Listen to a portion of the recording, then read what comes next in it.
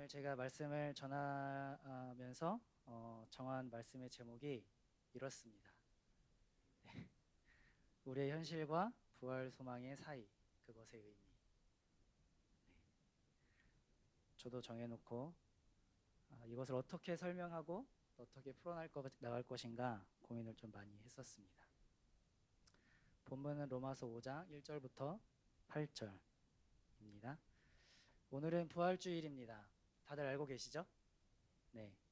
한 가지 부탁드릴 게 있는데 말씀을 들으시면서 이해가 간다 그러면 고개를 이렇게 끄덕끄덕 거려주세요. 네. 안 그러면 제가 상처를 받을 것 같습니다. 네. 예수 그리스도가 모든 사망 권세를 이기고 부활하셨습니다. 그 부활을 믿는 우리 또한 사망 권세를 이기고 소망의 삶을 살게 되었습니다. 여러분 기쁘십니까? 아멘. 네. 예수 그리스도가 부활하셨다는 소식이 여전히 우리 삶의 큰 감격이고 기쁨이라고 대답해 주셨습니다. 부활절로 인해 마음이 지금 설레이고 계십니까? 네, 대단한 믿음을 갖고 계신 분들이 많습니다. 네, 네, 여러분 소풍의 경험이 다 있으시죠? 네, 소풍의 경험이 다 있으실 텐데 학교에서든 교회에서든 아니면 가족끼리든 아니면 뭐 연인끼리든 우리가 내일 소풍을 간다고 피크닉을 간다고 아니면 뭐 캠핑을 간다든지 아니면 가족 여행을 떠난다든지 뭔가 되게 그런 일이 계획되어 있다고 한번 생각해 봅시다. 근데 내일이 마침 부활절입니다. 그러니까 우리는 무엇으로 더 설레야 할 것 같습니까? 부활절. 제가 예상한 답이 아닙니다.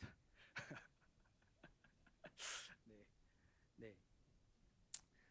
소풍과의 비교가 아니더라도 정직하게 우리 현실을 한번 되돌아본다면 저는 저의 정직함으로 저를 되돌아보면 저는 소풍이 더 설레입니다. 네. 부활이 그렇게 저한테 지금 막 피부로 느껴질 정도의 기쁨으로 다가오지가 않습니다. 네. 아마 저랑 같은 현실 속에서 지금 나도 그런데라고 동의하시는 분이 혹시 계실지도 모르겠습니다.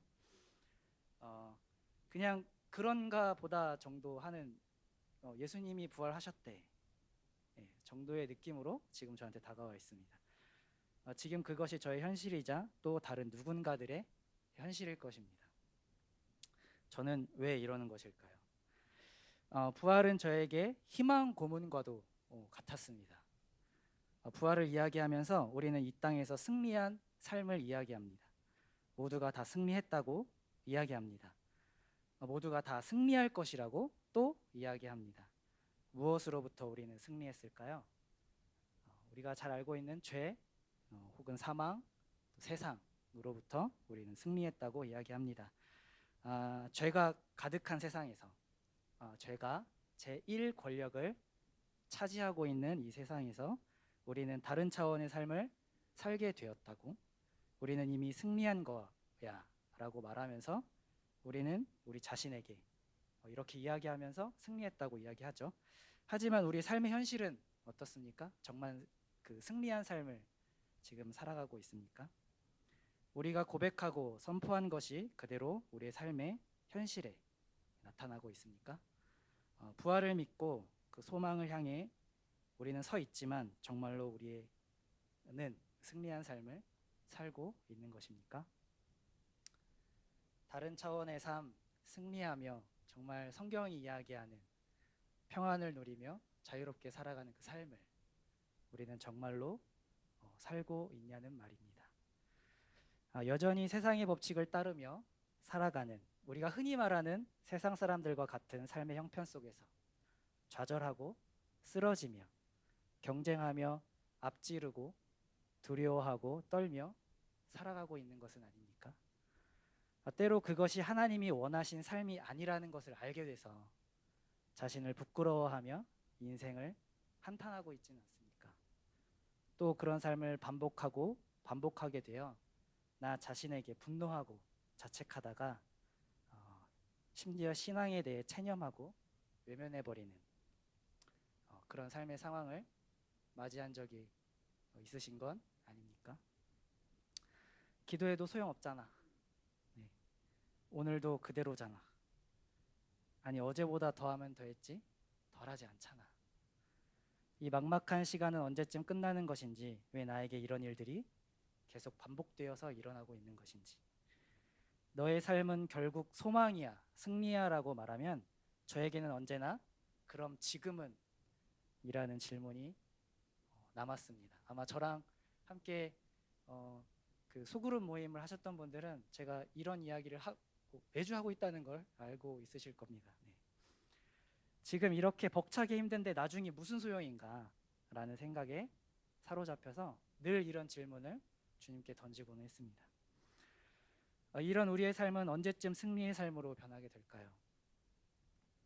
오늘은 이러한 우리의 현실에 대해, 그것이 갖는 의미에 대해 짧게 이야기해 보려고 합니다.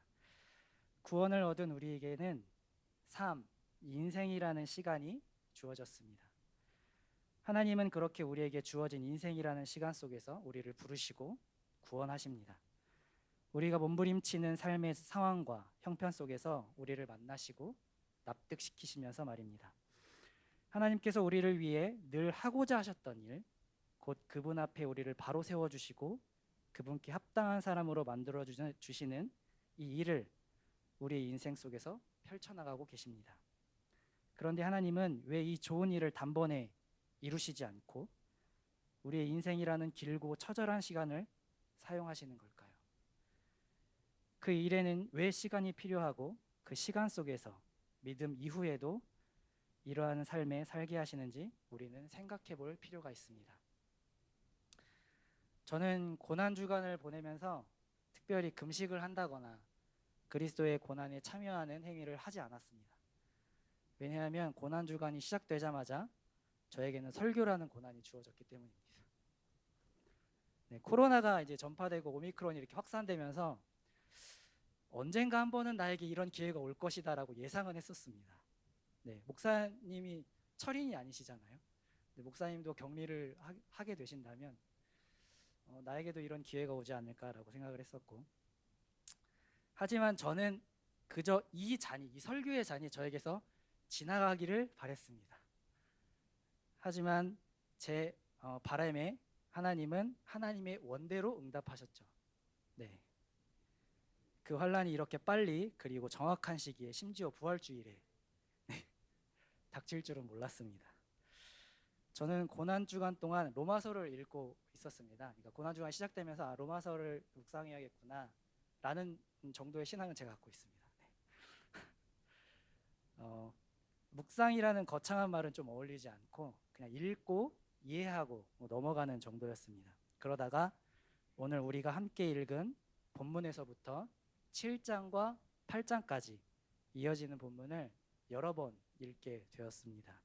그리고 오늘 부활주일 설교 본문으로 정하기로 마음먹었습니다. 앞서 이야기했던 우리의 삶의 현실, 우리라고 이야기했지만 정확히는 저의 삶의 현실에서 부활이 희망 고문이라 생각했던 저에게 정확히 그게 아니라고 하나님은 이 본문을 통해서 말씀해주고 계시는 것 같았습니다. 우리가 오늘 읽은 로마서 5장 8절은 1장부터 8절 읽었는데 그 중에 8절은 1절에서 7절을 위해서 존재합니다. 1절에 본문만 한번 띄워주시겠어요?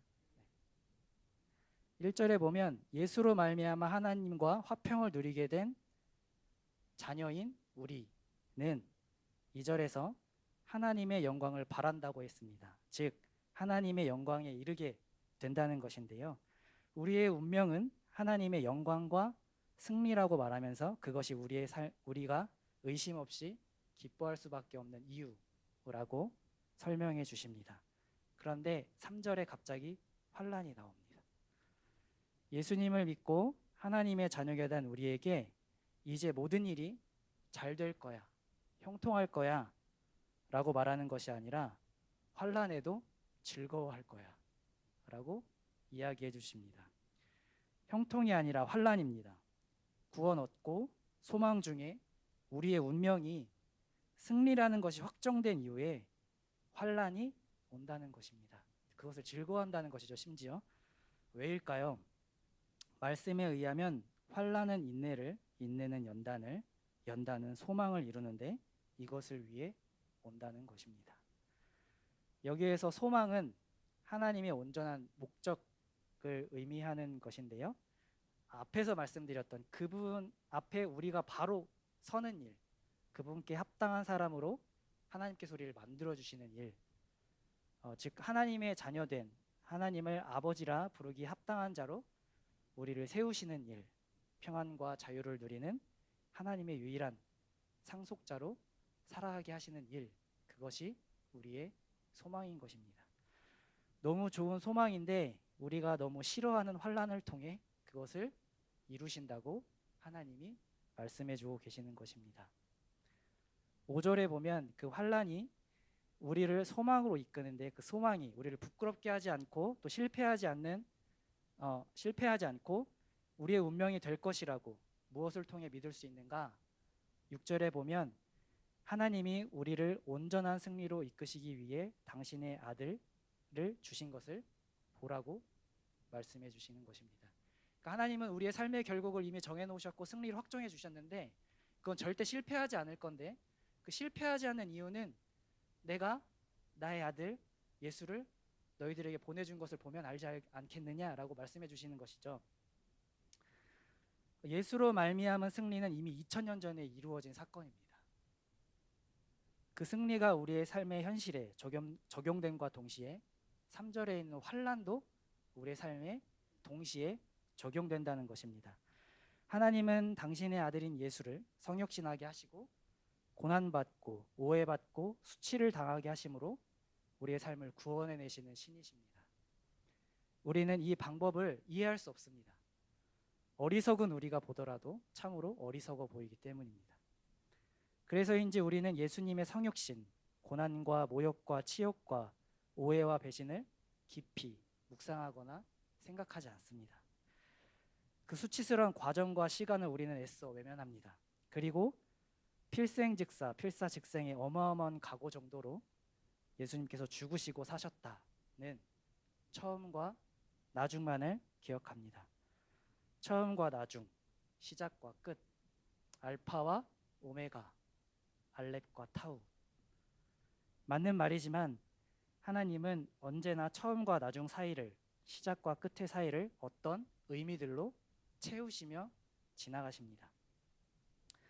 성경을 살펴보면 우리가 믿음의 영웅들로 대접하는 인물들의 과오의 역사를 하나님은 지우지 않으십니다.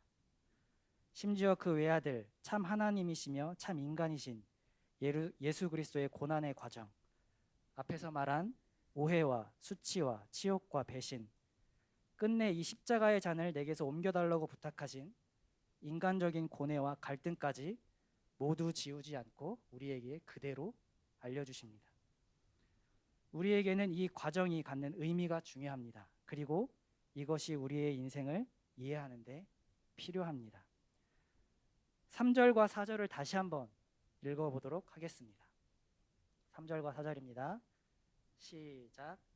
다만 이뿐 아니라 우리가 환난 중에도 즐거워하나니 이는 환난은 인내를, 인내는 연단을, 연단은 소망을 이루는 줄로 알미로라. 환난과 인내와 연단과 소망, 이 일련의 과정을 하나님은 성장의 과정으로 우리에게 허락해 주셨습니다. 성장한다는 것, 우리가 자라난다는 것은 무엇을 깨닫고 그 깨달은 것을 우리의 것으로 체화하는 과정입니다. 베드로후서 3장 18절에 보면 우리 주 곧 구주 예수 그리스도의 은혜와 그를 아는 지식에서 자라가라 라고 말씀을 해주시는데요. 여기서 자라가라 라는 것은 이런 과정을 뜻하는 것입니다. 이 과정을 통해 우리는 우리의 결연한 신앙 고백이나 선포나 다짐을 손에 잡히지 않은 공허한 외침으로 혹은 추상적인 어떤 단어들로 그저 떠나보내는 것이 아니라 우리 안으로 체화되는 과정, 내 것이 되는 것, 즉 배우고 깨닫게 된 것을 내 존재의 이해와 본질로 채우는 과정을 살아가게 된다는 것입니다. 아주 쉽게 이야기하면 내게 있어 아주 당연한 자연스러운 인식, 행동, 언어 등으로 우리가 그 과정 가운데서 깨달은 것을 행한다는 것이죠. 이해하셨죠? 네. 깨달은 것을 자연스러운 내 것으로 만들어가는 과정이 자라나는 과정이라는 것입니다. 수련회를 다녀오면 우리 안에 어떤 신앙적 고백이나 선포나 다짐이나 결단들이 가득하게 됩니다. 경험들이 있으시죠? 나는 이미 변화되었고 앞으로 실패하지 않을 것이고 좌절도 없고 앞으로 내 인생 앞에는 죄도 없다. 나는 승리한다 반드시. 이런 결연한 의지가 우리 안에 생기게 됩니다. 하지만 어떻습니까? 시간이 조금만 지나면 우리가 다 경험하고 알고 있듯이 그 고백과 선포와 다짐과 결단들은 눈 녹듯 사라집니다. 그리고 내가 언제 그랬냐는 듯 다시 제자리로 돌아와서 살아가게 됩니다. 어쩔 수 없어. 기도해도 나의 삶은 나아지지 않는 것 같아. 사는 게 바쁘고 힘들고 빡빡하잖아. 주님도 이해하실 거야.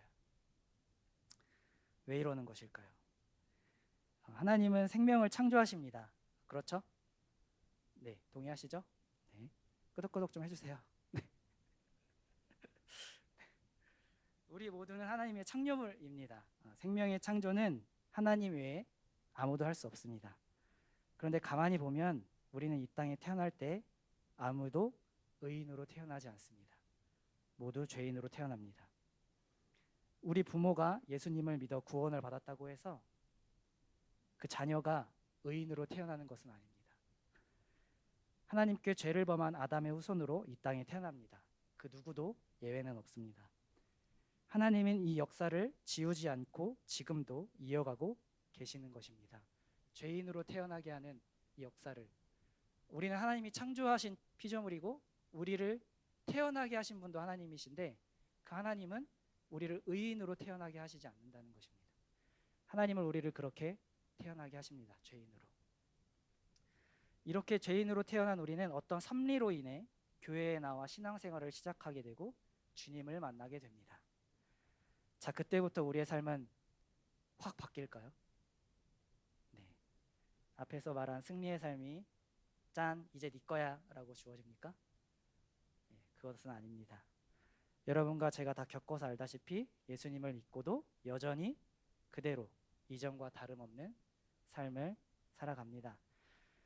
내가 믿은 믿음이 뭔지 여전히 모른 채 내가 지금 겪고 당하고 있는 이 일이 왜 여전히 나에게 있는지 모른 채 알고 있는데 왜 안 되는지 왜 또 실패하고 마는지 여전히 모른 채 말입니다. 우리는 우리가 짐작하기조차 힘들고 이해하기 어려운 우리의 능력으로는 해결할 수 없고 앞이 보이지 않는 막막한 삶의 상황에 현실에 늘 매여 있습니다. 이렇게 형편없이 무너지고 제자리로 돌아오는 우리의 모습을 반복하며 마주하면서 우리는 내 구원은 진짜인 것인지 내가 무슨 잘못을 해서 이런 고달픈 삶을 살고 있는 것은 아닌지 하나님은 날 사랑하는 것이 맞는지 그렇다면 왜 이런 실패를 그대로 두시고 막아주시지 않는 것인지 우리는 혼란스러운 질문에 빠져 하나님을 의심하게 되기도 합니다.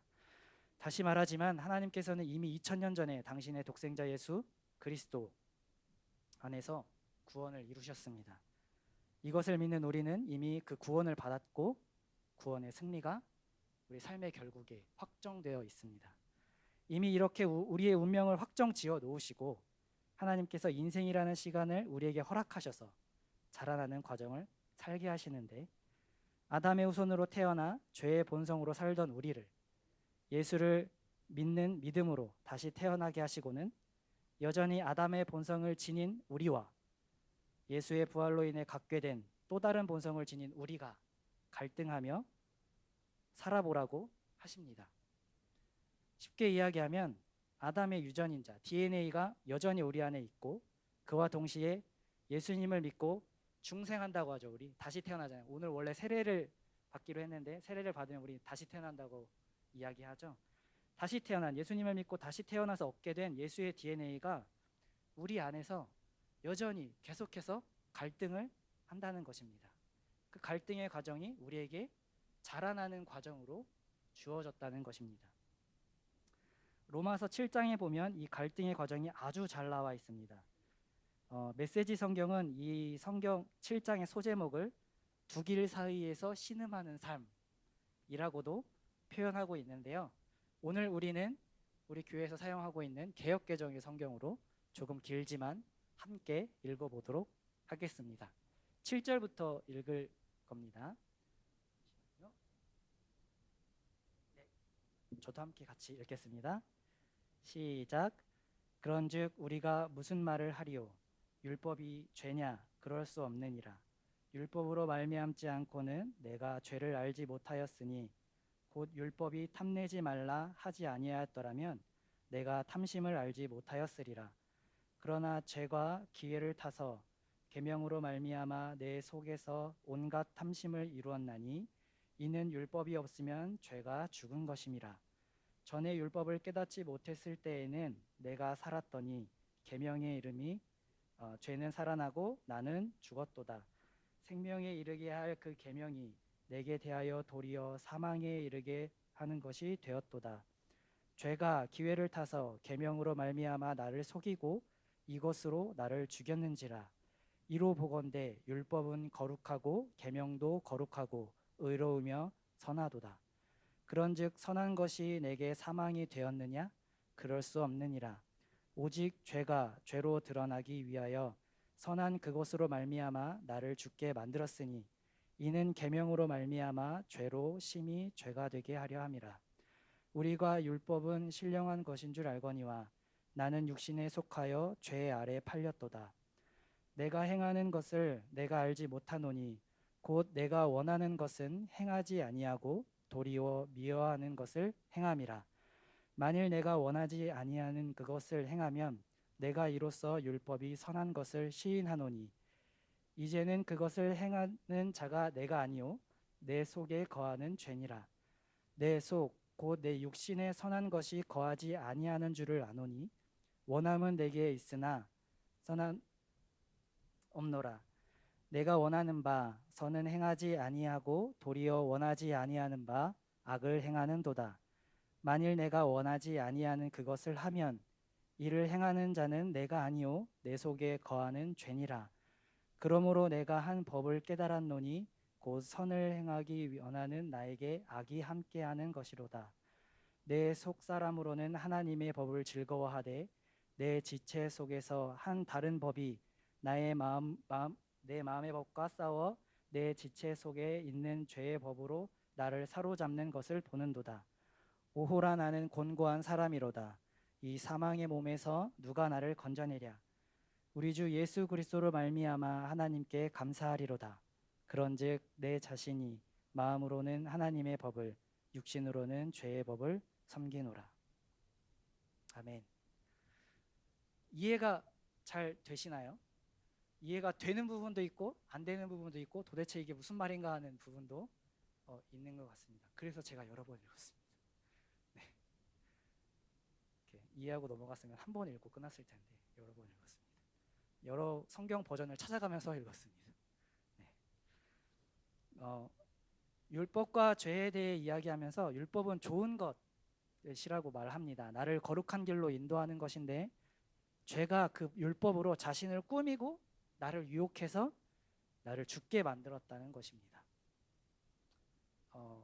이 앞부분을 읽으면서 어떤 저에게 사건이 하나 떠올랐는데요. 그것은 우리가 모두 잘 알고 있는 하와와 뱀이 나눈 대화입니다. 네. 앞에서 말씀드린 것처럼 율법은 좋은 것입니다. 거룩한 것이고 신령한 것이고, 하지만 죄가 그 율법을 이용해서 나를 죄로 이끈다는 겁니다. 하나님은 에덴 동산에 모든 것을 주시면서 동산 중앙에 있는 선과 악을 알게 하는 나무의 열매를 먹지 말라고 아담과 하와에게 명령하셨습니다. 그걸 먹으면 정령 죽으리라 이렇게 말씀하셨던 거죠. 이것이 우리를 생명으로 하는 율법인데 이 율법으로 자신의 말을 장식하는 존재가 나타납니다. 뱀입니다. 네. 하나님이 진짜 다 먹지 말래? 처음에 이렇게 시작하죠. 저거 먹으면 진짜 죽는 거야? 하나님처럼 되는 건 아니야? 라고 그 율법으로 자신의 어떤 말을 장식해서 우리에게 자꾸 뭔가를 던집니다. 근데 끝내 하와는 열매를 먹고 자신의 모습을 부끄러워하고 하나님을 두려워하며 죽음의 운명을 지닌 삶을 얻게 됩니다. 물론 아담도 마찬가지죠. 이 과정은 지금을 살아가고 있는 우리에게 나타나는, 지금도 나타나고 있는 과정인 것 같습니다. 14절 이후의 이야기는 이렇습니다. 율법이 신령한 것인 줄 내가 안다. 근데 나는 신령하기는커녕 육정에 매인 존재로 죄 아래 팔린 몸이다. 내가 하는 일은 나는 도무지 알 수 없고 해야겠다는 일은 하지 않고 하면 안 되는 일을 자꾸만 한다. 내가 해서는 안 되는 일을 하면서도 그것을 해서는 안 되겠다고 생각하는 것은 율법이 선하다는 증거이다. 그렇다면 해서는 안 되는 일을 하는 것은 내가 아니라 내 안에 뿌리 내리고 있는 죄다. 육신 속에는 선한 것이 없다. 이유는 나는 선을 행하려는 의지를 갖고 있는데 그것을 내 몸이 행하지 않기 때문이다. 나는 내가 원하는 선한 일은 하지 않고 원하지 않는 악한 일을 한다. 내가 해서는 안 되는 것을 하는데 그것을 원하는 것은 죄지 내가 아니다. 이런 모습 속에서 나는 법칙 하나를 알게 되었다. 선을 행하려는 나에게 악이 딱 붙어 있다는 것이다. 예수님을 믿고 다시 태어나 예수의 DNA를 지닌 나는 하나님의 법을 즐거워하지만 아담의 후손으로 태어나 여전히 내 안에 그대로 남아있는 아담의 DNA가 예수의 DNA와 싸워 여전히 나를 포로로 만든다. 나는 비참한 사람이다. 누가 나를 이 죽음의 몸에서 건져낼까? 바로 우리 주 예수 그리스도, 그분을 통하여 나를 건져주신 하나님께 감사한다. 그러니 나는 마음으로는 하나님의 법을 섬기고 육신으로는 죄의 법을 섬기고 있다. 이제 조금 좀 이해가 되시죠? 네. 이 이야기는 그때의 이야기가 아니라 아주 오래전 이야기가 아니라 지금을 살아가는 우리의 이야기이기도 합니다. 우리는 이런 갈등에 늘 사로잡혀 있고 또 살아갑니다. 우리는 곤고한 사람입니다. 언제나 이 갈등, 이 싸움에서 패배하고 실패하고 좌절하고 후회하는 삶을 지나고 있습니다. 여기에서 우리가 알아야 할 것은 25절에 있는데요. 25절 보이시나요? 네. 우리 주 예수 그리스도로 말미암아 하나님께 감사하리로다. 여기에서 말씀이 마무리되었다면 예수님이 게임 끝을 선포하신 겁니다. 됐다, 끝이다, 내가 다 해결했다. 이제는 더 이상 갈등이 없다. 이제 평안만 남아있다. 하지만 말씀은 이어지죠. 그런즉 내 자신이 마음으로는 하나님의 법을 육신으로는 죄의 법을 섬기노라.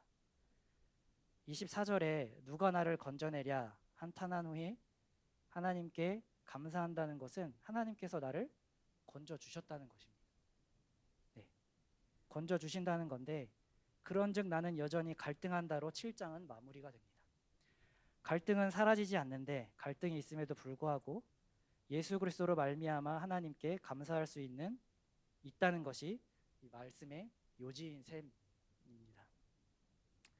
우리가 갈등 속에서 우리의 여전한 이 현실 속에서 예수 그리스도로 말미암아 하나님께 감사할 수 있는 이유는 무엇일까요? 로마서 8장 1절과 2절을 함께 읽어보도록 하겠습니다. 바로 이어지는 말씀입니다. 시작. 그러므로 이제 그리스도 예수에게는 결코 정죄함이 없나니 이는 그리스도 예수 안에 있는 생명의 성령의 법이 죄와 사망의 법에서 너를 해방하였습니다. 네, 1절 2절까지만 읽으시면 됩니다. 네, 결국 생명의 성령의 법이 죄와 사망의 법에서 너를 해방할 것이다. 너는 결국 승리한다. 인 것입니다. 이것이 우리의 믿음인 것이죠. 우리의 현실 속에 여전히 넘쳐나는 수많은 갈등들이 예수님을 잘 믿음으로 말미암아 없어지는 것은 아닙니다. 우리가 완벽해지고 또 승리하는 것도 아닙니다. 우리라는 존재가 나라는 존재가 인생이라는 시간, 모든 경험과 경우 속에서 이 갈등을 겪으며 인내와 연단을 이루고 끝내는 소망의 자리까지 나오도록 우리에게 인생이라는 기회를, 과정을 허락하셨다는 것입니다. 저를 20대부터 알던 그 사람들은 지금 저를 보면 많이 변했다고 합니다. 네, 병환이는 결혼하고 좀 변했다, 이렇게 이야기하는 친구들이 좀 있어요. 또는 병환이는 효정이 만나고 좀 많이 유해진 것 같다. 효정은 제 아내입니다. 네, 다 아시죠? 네, 많이 유해진 지금도 여전히 까칠한 면이 조금 있는데 저의 20대는 어떤 모습이었을까요? 날이 선 사람이었습니다. 논리적이고 정확해야 했던 사람이었고 그것에서 벗어나면 화를 내는 사람이었습니다. 그러다 보니 속으로는 타인의 시선을 의식하고 실수하지 않으려 많이 애쓰는 안타까운 사람이었습니다. 하지만 지금 저를 아는 사람들에게 예전에 내가 그런 사람이었다고 이야기하면 조금은 납득하는 경우도 있는데 네, 대부분은 믿기지 않는다고 이야기합니다. 정말 제가 신효정 사모님을 만나서일까요? 네, 많은 부분에서는 맞지만 전부는 아닙니다. 네, 지금 생각해 보면 더 큰 이유는 나이가 들어서가 맞습니다. 네, 우스갯소리로 이 말을 자주 하지만 이 농담 속에는 늘 뼈가 있습니다. 네, 나이가 들어서라는 말에는 우리의 인생의 모든 경험이 축적되어 있습니다. 아내를 만나고 유해지는 것도 이 나이가 들어서라는 말에 포함된 크고 의미 있는 경험입니다. 아까도 말했지만 저는 화를 자주 내는 사람이었습니다. 제 기준에 맞지 않으면 이해할 수 없으니까 화를 내는 것입니다. 한 번 말한 것을 고쳐주지 않으면 날카롭게 지적하며 그것을 화로 풀어내는 사람이었습니다. 아내가 많이 참아주고 견뎌주었다는 것을 그냥 봐도 여러분들 아실 겁니다. 저는 조금 유해졌는데요. 왜 저는 조금 유해졌을까요? 짧지만 그래도 지금까지 살아온 인생의 경험과 경우 속에서 갈등하며 싸워 배웠기 때문입니다. 조금 성장한 거겠죠? 네, 분을 내는 것이 해결책이 아니라는 사실을 알게 된 것입니다. 한 가지 예를 들어보겠습니다. 실제로 제가 저에게 결혼식 사진을 부탁하는 신랑 신부님과 미팅할 때 나누는 예제이기도 하고 우리 교회 청년들은 몇 번 들어서 알 수 있는 예화이기도 한데요. 2015년에 저는 어떤 목사님으로부터 설교를 듣게 됩니다. 문제보다 존재가 귀하다라는 제목의 설교였는데 그 설교를 듣고 그 목사님을 찾아가기로 마음을 먹습니다. 목사님은 LA에 계셨는데요. 그래서 그때 당시 함께 일하던 회사 대표와 그다음에 그때 아내랑 같이 일하고 있었는데 아내와 함께 2주 동안 목사님께 말씀을 더 듣고 싶어서 아무 계획도 하지 않고 목사님을 찾아갑니다. 목사님을 찾아가서 이제 여러 가지 이제 말씀을 교제하면서 이제 말씀을 듣게 되었고 문제가 존재보다 귀하다를 귀에 피가 날 때까지 들었습니다. 네, 이제 2주일 동안 그 주제로만 말씀을 들었으니까요.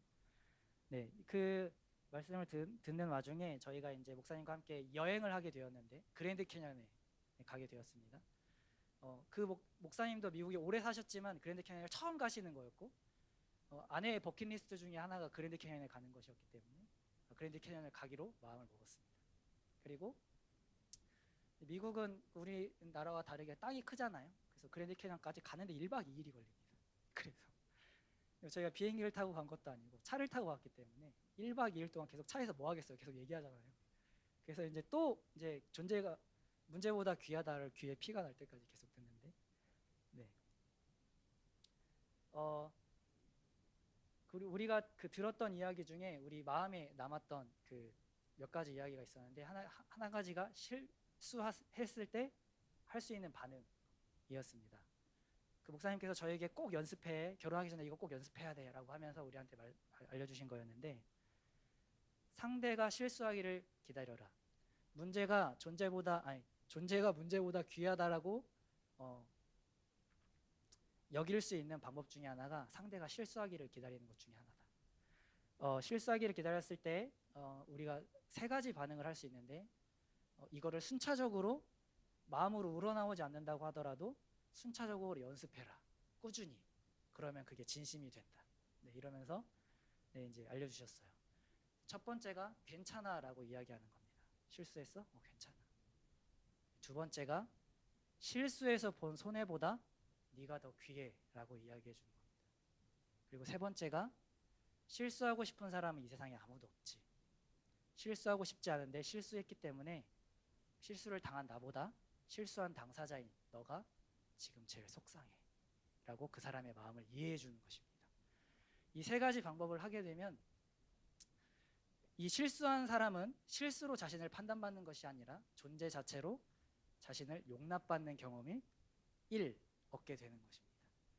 이게 2, 3, 4 여러 번 얻게 되면 저 사람은 나를 진짜 문제로 판단하지 않는구나. 나를 존재로 용납하는구나 라는 걸 알게 되는 것이죠. 근데 그 아내가 그 이제 무릎에 뭘 올려놓고 일어나는 실수를 자주 해요. 자주 하는데 그때도 이제 제가 그때도 사진이 취미였기 때문에 저는 큰 사진기를 가지고 아내한테는 조그만 사진기를 하나 이렇게 선물해주고 그거 갖고 이제 그 사진을 열심히 찍어봐라고 하면서 이제 사진기를 줬어요. 근데 아내가 그랜드 캐년에 도착했으니까 얼마나 기뻐요. 그쵸? 그래서 우리가 밴을 타고 갔는데 밴이 차가 이렇게 높잖아요. 근데 이제 무릎 위에다가 이제 사진을 찍어야겠다는 마음으로 무릎 위에다가 카메라를 올려놓고 밴의 문을 열고 그냥 일어난 거예요. 어떻게 됐을까요? 네. 그 미국에 있는 그 하필 그랜드 캐년에 있는 그 주차장은 파쇄석으로 만들어진 주차장이었어요. 그러니까 자갈들. 그러니까 높은 곳에서 카메라가 낙하하여 굴렀습니다. 그러니까 그때까지의 저의 어떤 그 이 실수에 대한 반응은 상대방 실수에 대한 반응은 화였어요. 화. 아까 말했던 것처럼. 왜 한 번 얘기했는데 못 고쳐주는 거야? 왜 이러는 거지 도대체? 그냥 이렇게 잡고 일어나면 되잖아. 왜 그게 안 돼? 약간 막 이런 그런 반응이었는데 그래서 제가 이제 운전석에서 내리고 밴을 이렇게 돌아서 이렇게 왔는데 그 일이 벌어진 거예요. 근데 아내는 그 일이 딱 벌어졌을 때 드는 마음이 어떨까요? 오빠가 나한테 지금 뭐라고 하겠다 라는 상황이 들었겠죠. 근데 조수석에서 내리신 목사님이 그 상황을 딱 보자마자 카메라는 전혀 신경도 쓰지 않으시고 본인이 우리에게 피가 나도록 말씀하신 그 말씀을 실천하시는 거예요. 그래서 아내를 이렇게 끌어안아 주시면서 괜찮아 효정자매, 저 굴러떨어진 카메라보다 효정자매 훨씬 귀해. 이러고 싶지 않았는데 이렇게 돼서 너무 속상하지? 라고 이야기해 주는데 아내가 거기서 막 쏟는 거예요. 눈물을. 저는 그걸 뒤에서 이렇게 팔짱 끼고 쳐다보고 있었습니다. 근데 저의 이제 그 목사님이 나눠주신 그 말씀으로 제 마음밭이 많이 갈려 있잖아요 지금. 그래서 그 상황이 그대로 납득이 됐습니다 저한테. 이렇게 되면 되는 것이구나. 하지만 그렇게 됐다고 했을 때 아내가 그 실수를 반복하지 않을까요? 네, 반복합니다.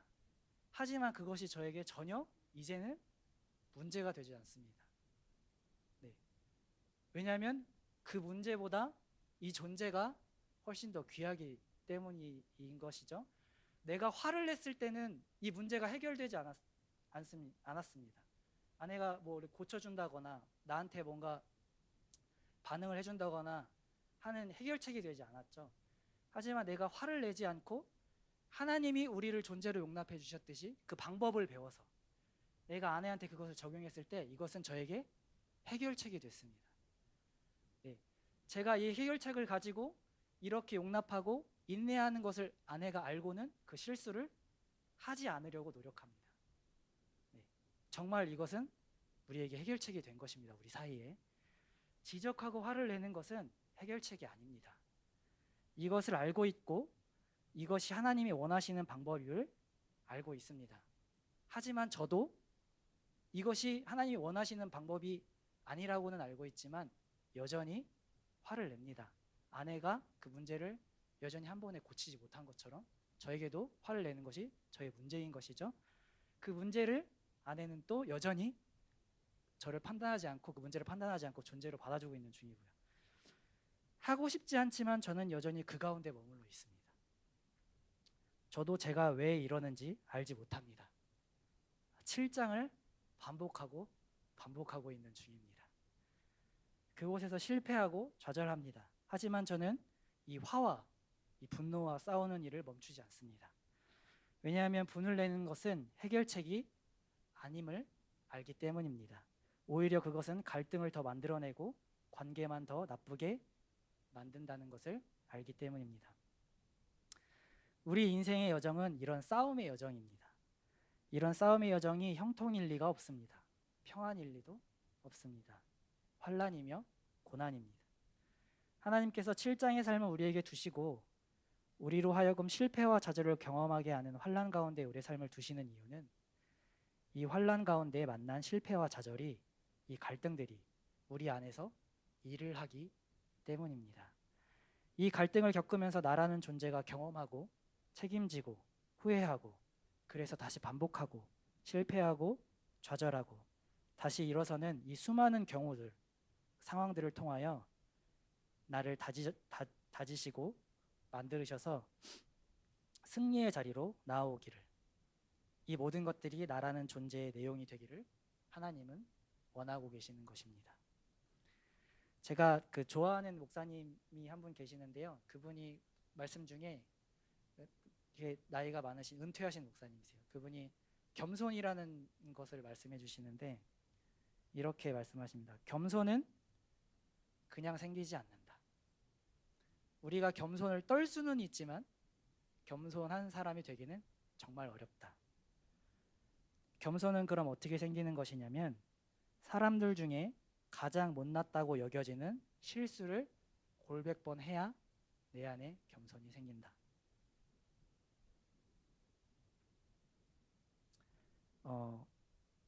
내가 그 실수로 인해서 그 처절함을 맛본 내가 이 세상에 미워하고 경멸할 사람은 아무도 없음을 알게 되는 그곳에서부터 실제 겸손이 생긴다고 합니다. 그 목사님은 이렇게 말씀하셨습니다. 겸손은 기도한다고 생기는 게 아니다. 앞에서 이야기했던 나이가 들면 겸손이 생깁니다. 그래서 지금 여기에 있는 우리보다 지금 우리 예배 중에 가장 고령이신 두 분이 저희보다 훨씬 겸손하십니다. 왜냐하면 그 인생에 쌓여진 경험과 그 경우 속에서 만들어진 실패와 좌절들, 그것들을 통해서 만들어진 것이 바로 겸손이기 때문입니다. 우리는 글로 만들어지지 않습니다. 입력한 대로 출력되지도 않습니다. 선포하고 다짐하고 결단한다고 해서 완성되지도 않습니다. 우리는 인생이라는 시간 안에서 만나는 경험과 경우 속에서 만들어지고 완성되어 가는 것입니다. 갈라디아서 5장 22절에 성령의 9가지 열매가 나타나 있습니다. 사랑, 희락, 화평, 오래 참음, 자비, 양선, 충성.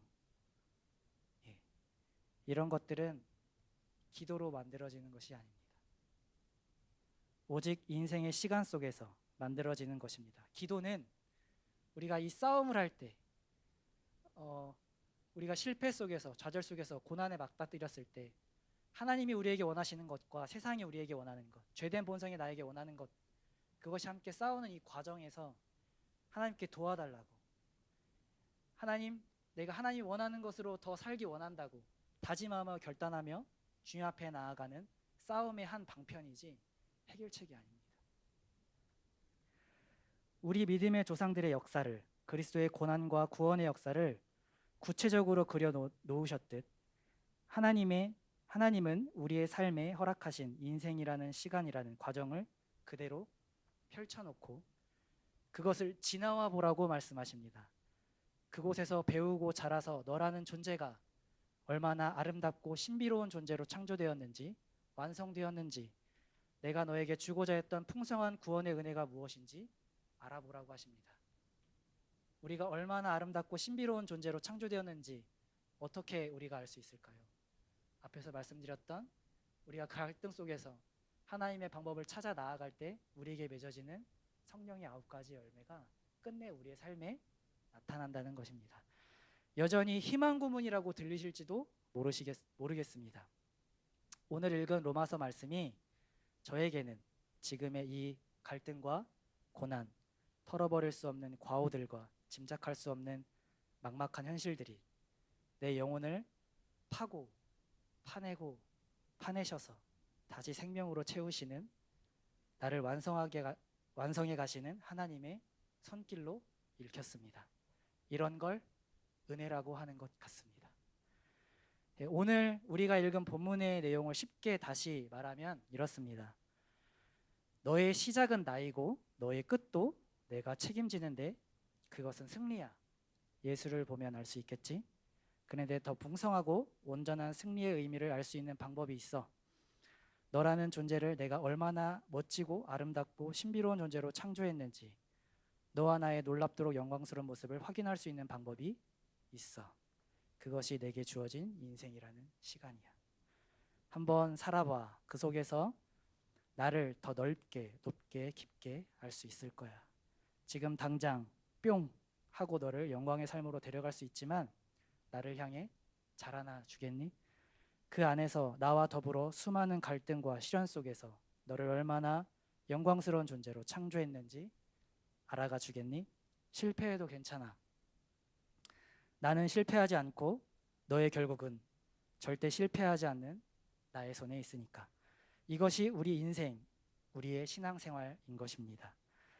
여전히 우리 인생의 시간 속에 펼쳐져 있는 수많은 갈등들이 있으십니까? 예상치 못한 삶의 상황으로 고통과 슬픔으로 앞길이 막막한 상황에 놓여 있으십니까? 혹은 너무 긴 어둠의 터널을 지나느라 이제 하나님을 찾지 않고 체념하고 계신 분은 혹시 없으십니까? 잊을 수 없는 상처와 실패와 후회들로 오늘도 자신을 부끄러워하며 자책하고 계십니까?